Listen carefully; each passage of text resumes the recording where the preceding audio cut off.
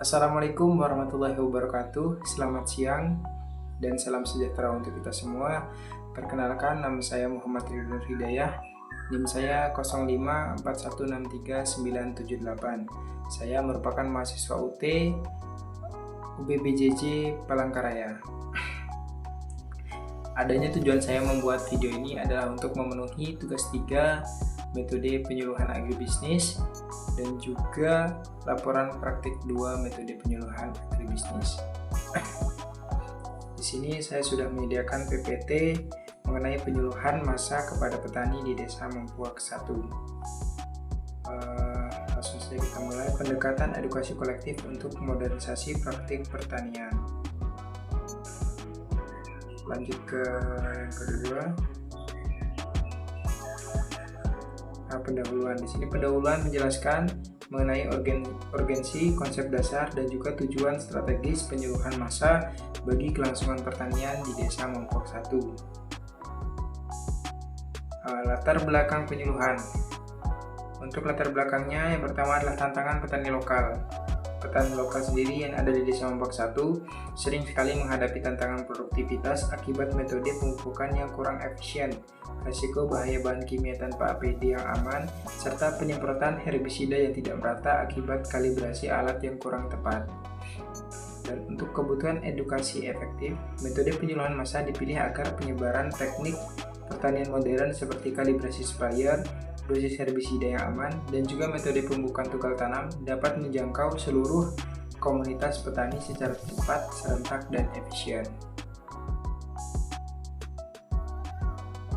Konsep penyuluhan massa. Untuk konsepnya edukasi berskala besar. Penyuluhan massa sendiri pengertiannya adalah metode penyebaran informasi pertanian yang dirancang khusus untuk menjangkau khalayak luas secara serentak.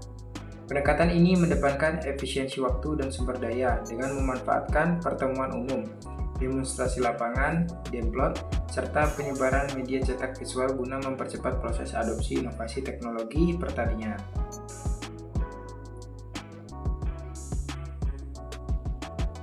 Tujuan penyuluhan massa. Untuk tujuan daripada penyuluhan massa sendiri adalah untuk yang pertama, edukasi cepat, yaitu menyampaikan inovasi dan pengetahuan teknik pertanian praktis kepada seluruh kelompok tani, serentak dan hemat waktu. Yang kedua adalah standarisasi atau menyamakan pemahaman petani mengenai bahaya kimia, herbisida, dan pentingnya keselamatan kerja dalam bertani. Yang ketiga adalah peningkatan hasil. Tujuannya adalah untuk mendorong meningkatkan efisiensi biaya operasional pupuk serta produktivitas hasil panen secara merata di Desa Mempuak 1. Untuk 3 materi utama yang akan dibahas adalah edukasi teknis mendalam mengenai yang pertama adalah kalibrasi hand sprayer, yang kedua keamanan herbisida dan ABD aman, serta teknik pemupukan tugal tanam. 3 pilar materi edukasi. Yang pertama tadi adalah kalibrasi sprayer, adalah pengaturan tepat debit dan tekanan semprot untuk efisiensi serta akurasi persebaran bahan aktif di lahan pertanian.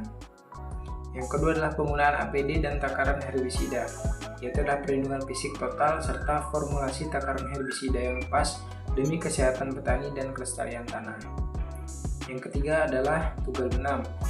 Tugal benam sendiri adalah metode penempatan pupuk langsung ke dalam tanah di dekat zona perakaran tanaman untuk mencegah penguapan. Lanjut untuk akurasi kalibrasi sprayer. Mengapa harus dikalibrasi? Nah, alasan utama kenapa saat kita menggunakan hand sprayer harus dikalibrasi adalah karena kunci keberhasilan penyemprotan adalah tanpa kalibrasi risiko pemborosan cairan herbisida atau ketidakmerataan dosis sangat tinggi. Petani diajarkan cara mengukur volume curah nozzle per menit serta kecepatan berjalan yang konstan. Langkah ini memastikan setiap jengkal lahan menerima porsi cairan pelindung tanaman yang sama rata sesuai anjuran ahli. Selanjutnya, aman ber-APD dan dosis yang tepat. Nah, maksudnya penggunaan APD yang lengkap, melindungi diri dari paparan bahan kimia herbisida dengan menggunakan yang pertama adalah topi pelindung, kedua baju lengan panjang, yang ketiga celana panjang tebal, Yang keempat, masker respirator. Jika nggak ada masker respirator, bisa menggunakan kain ataupun masker biasa. Ini penting demi mencegah keracunan kronis jangka panjang. Selanjutnya, akurasi penakaran herbisida. Ini juga penting karena mengedukasi petani agar menghindari sistem takaran kira-kira. Penggunaan gelas ukur khusus memastikan herbisida bekerja efektif, membasmi gulma pengganggu tanpa merusak ekosistem tanah sekitar, dan juga tidak ada pemborosan. Untuk metode tugal benam, prinsip tugal benam dilakukan dengan melubangi tanah sedalam 5-10 cm, menggunakan tongkat penugal di samping tanaman, memasukkan pupuk sesuai dosis rekomendasi, kemudian segera menutup lubang kembali menggunakan tanah gembur. Yang kedua adalah mencegah penguapan nutrisi. Berbeda dengan sistem sebar konvensional yang rentan tercuci hujan atau menguap karena panas matahari, metode tugal benam ini memusatkan nutrisi langsung pada akar tanaman, juga meningkatkan efisiensi serapan hara hingga 40%. Selanjutnya adalah keunggulan yang diperoleh dari 3 materi tersebut. Yang pertama adalah hemat anggaran. Dengan kita melakukan kalibrasi sprayer, meminimalkan sisa herbisida terbuang, jadi tidak terbuang percuma, dan juga menghemat pengeluaran belanja bahan kimia pertanian. Jadi lebih hemat akan anggaran. Yang kedua adalah kesehatan petani. Dengan kita melakukan kepatuhan menggunakan APD, dapat menurunkan angka keluhan pusing, mual, serta iritasi kulit akibat paparan herbisida. Nah, ini sangat penting banget karena dengan kita menggunakan APD dapat melindungi diri kita dari yang namanya paparan kimia yang terdapat pada herbisida. Selanjutnya adalah nutrisi maksimal. Pemupukan tugal benam menjamin pertumbuhan tanaman lebih kokoh dan mengoptimalkan hasil panen per hektar. Dengan adanya tugal benam ini, kita dapat memastikan bahwa pupuk itu akan terserap langsung oleh yang namanya tanaman, atau bisa disebut di sini dengan tanaman jagung. Untuk praktik hasil adalah implementasi nyata, lapangan, dokumentasi perkembangan, serta kesimpulan keberhasilan program di Desa Lombok 1. Untuk alur pelaksanaan praktik, yang pertama tahap teori, pertemuan dengan anggota kelompok tani guna menjelaskan konsep kalibrasi, dosis aman, dan tugal benam. Yang kedua, demonstrasi, yaitu penyuluh memperagakan penggunaan APD dan pembuatan lubang tugal di demplot percontohan.